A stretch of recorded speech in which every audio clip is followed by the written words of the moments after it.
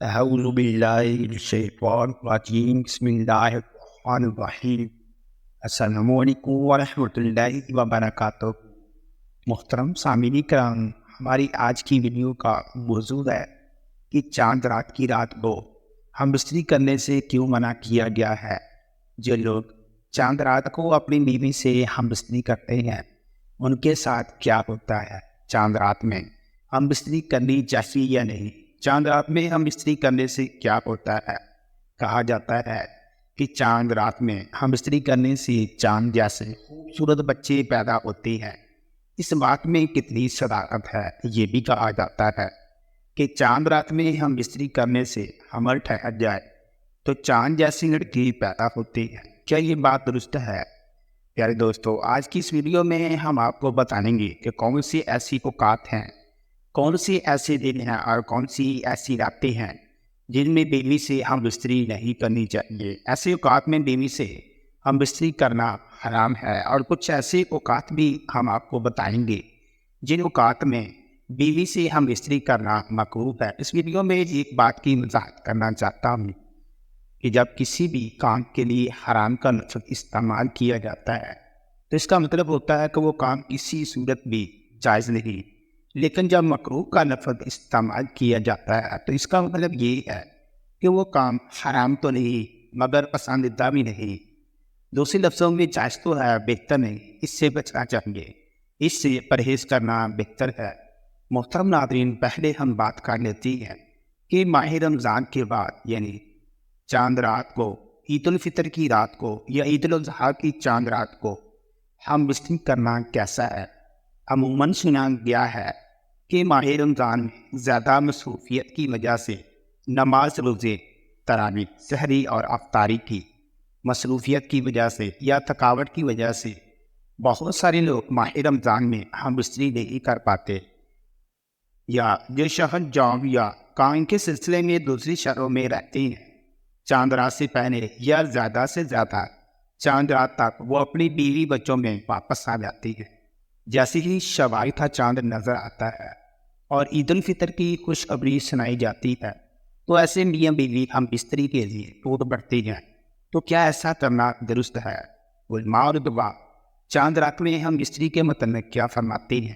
تمام تر سوالات کی جوابات قرآن و حدیث کی روشنی میں جاننے کے لیے ویڈیو کو آخر تک ملاحظہ فرمائیں، اور اگر ابھی تک آپ نے اس چینل کو سبسکرائب نہیں کیا تو براہ کرم اس کو سبسکرائب کر لیں، اور فیوچر میں اسی طرح کی اسلامی معلوماتی ویڈیوز کا نوٹیفیکیشن حاصل کرنے کے لیے بیل آئکن کو پریس کریں۔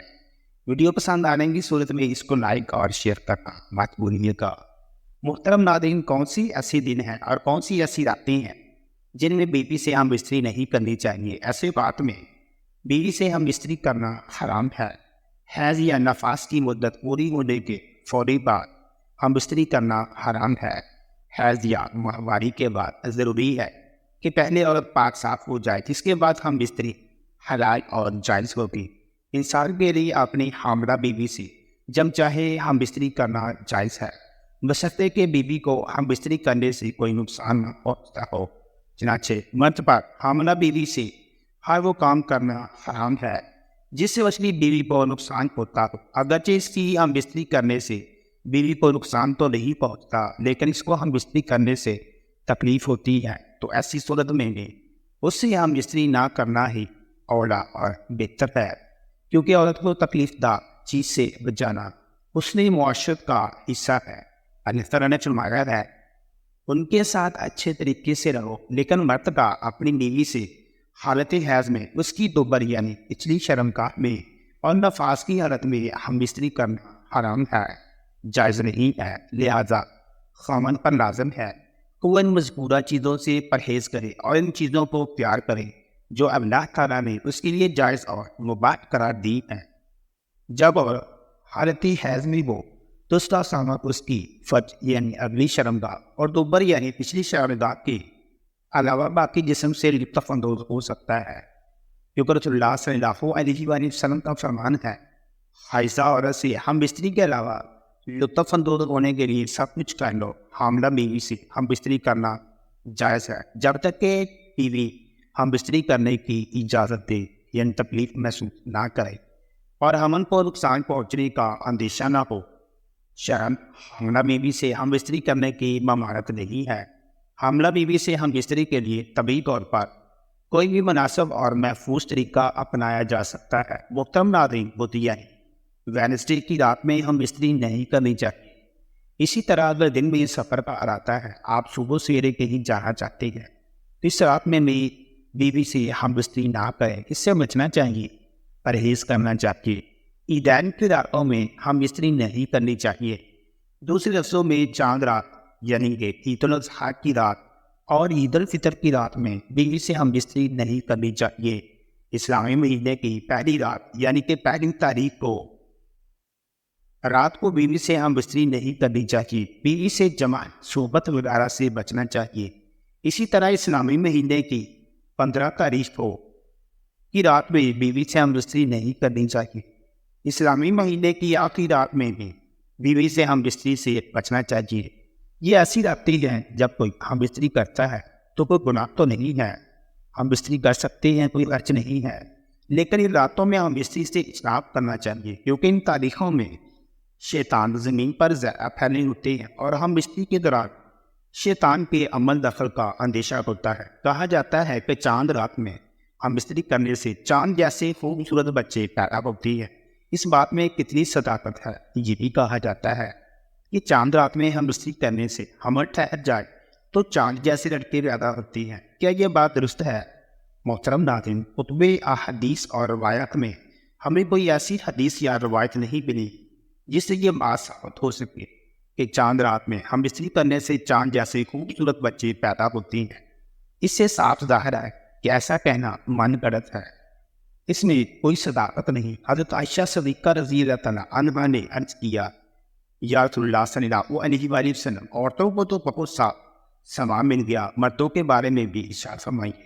یہ سن کر رسول اللہ صلی اللہ علیہ وآلہ وسلم مسکرایا فرمایا، مرد اپنی عورت کا ہاتھ پکڑ کر مانوس کرتا ہے تو اس کے لیے ایک نیکی لکھی جاتی ہے۔ جو مرد پیار سے اپنی بیوی کے گلے میں ہاتھ ڈالتا ہے تو اس کے نامہ مال میں 10 نیکیاں لکھی جاتی ہیں، اور جب اپنی بیوی سے ہم بستری کرتا ہے، جب غسل کرتا ہے تو بدن کے جس بال پر سے پانی گزرتا ہے اس کے لیے ہر بال کے بدلے ایک نیکی لکھی جاتی ہے، اور ایک گناہ معاف ہو جاتا ہے اور ایک درجہ بلند کر دیا جاتا ہے۔ اور غسل کرنے کے عوض میں جو چیز دی جاتی ہے وہ دنیا معافیہ سے بہتر ہوتی ہے، اور بے شک اللہ تعالیٰ اس پر فخر کرتا ہے اور فرشتوں سے کہتا ہے کہ میرے بندے کی طرف دیکھو کہ ایسی سرد رات میں غسل جنابت کے لیے ہے، اور وہ اس بات پر یقین رکھتا ہے کہ میں اس کا رب ہوں۔ تم اس بات پر گواہ رہو کہ میں نے اس کو بخش دیا ہے۔ جمعرات اور جمعہ کو ہم بستری اور غسل کرنے کی ترغیب اس لیے دی گئی ہے کیونکہ مردوں کو نماز جمعہ کی ادائیگی کے لیے جامع مسجد جانا ہوتا ہے تاکہ آتے جاتے کہیں نظر پڑنے سے طبیعت میں کسی قسم کی پراکندی پیدا نہ ہو، اور خواہش نفس سے اطمینان ہونے کے سبب نماز اور خطبہ میں دل جمی حاصل ہو جائے۔ حدیث نبی صلی اللہ علیہ وآلہ وسلم ہے کہ منتقا اپنی بیوی کے ساتھ اکٹھے ایک بستر پر سونا افضل ہے، بشرطے کہ کسی ایک کو گزر ہو، اس لیے کہ مقصد ہم بستری کرنا نہیں بلکہ مقصد بیوی کے دل کو خوش کرنا ہے۔ بیوی کے دل کو خوش کرنے کے لیے ایام کے دنوں میں بھی اس کے قریب کو جانا گویا انبیاء علیہ السلام کی سنت ہے۔ شریعت نے میاں بیوی کو اختیار دیا ہے، وہ دن میں یا رات کے کسی بھی حصے میں استواجی عمل یعنی مباشرت یا ہم بستری کو انجام دے سکتے ہیں۔ بیوی سے ہم بستری یعنی جماع کے لیے رات دن کی بنسبت رات کا وقت زیادہ اچھا ہے، اور رات کے وقت میں تیسرے پہر کا وقت سب سے افضل ہے۔ تو سامعین کرام، دعا ہے کہ اللہ تعالیٰ ہمیں اس پر عمل کرنے کی توفیق عطا فرمائے، آمین ثم آمین۔ تمام دوست کمنٹ باکس میں اللہ تعالیٰ کے صفاتی ناموں میں سے کوئی ایک نام ضرور لکھیں، جزاک اللہ خیرا۔